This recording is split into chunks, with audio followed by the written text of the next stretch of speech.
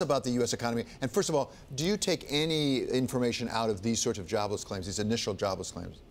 Yeah, I think it's hard to tell when you look at this. I think one of the things we try to look at is the 4-week moving average. But even then, if you're looking at the 4-week moving average, trying to smooth out those weekly volatility numbers, it's very hard. It's been a very flat number, as Jonathan mentioned. So I think at this point, we're trying to look for other indicators that really give us a picture of where the labor market's slack, how much it's been eroded. And I don't think you can pull too much from the weekly jobs claims right now. Well, one of the things you would look at, as I just said, is wage growth, some sort of inflation in wages.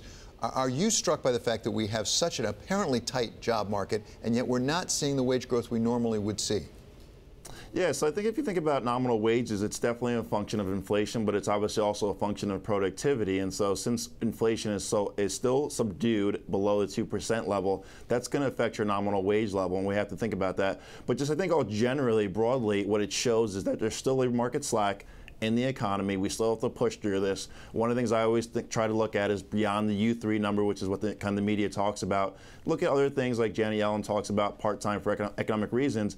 If those people were to come back in the labor force, you reduce labor supply, I think eventually we'd start to see the uptick in wage inflation that we're trying to so desperately get in this economic cycle. Terry, are they losing faith in their traditional models of how they view the labor market, though? Some Federal Reserve officials, including Charles Evans earlier this week, looking at the Amazon Whole Foods markets deal and saying, you know what, we've got to take notice of some of the technological changes that are happening, and maybe our traditional models, that very old view of the labor market and what would happen to headline inflation because of it, maybe we need to rethink them. Do you think there is a big rethink happening over on the Federal Reserve?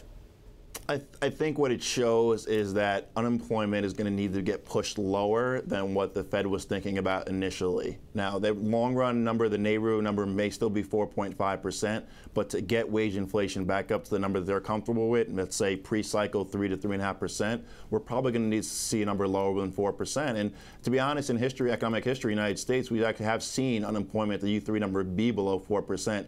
So it wouldn't be unprecedented, I think, but we still have opportunities to push that. And then to your point about technology and things like that, I think when you can arbitrage labor and move labor so easily across different geographies, that definitely has an influence. So we talk about U.S. domestic inflation. I think what you need to account for is that our domestic inflation is very much a symbol, a reflection of what's happening globally in terms of inflation, but as well as global employment.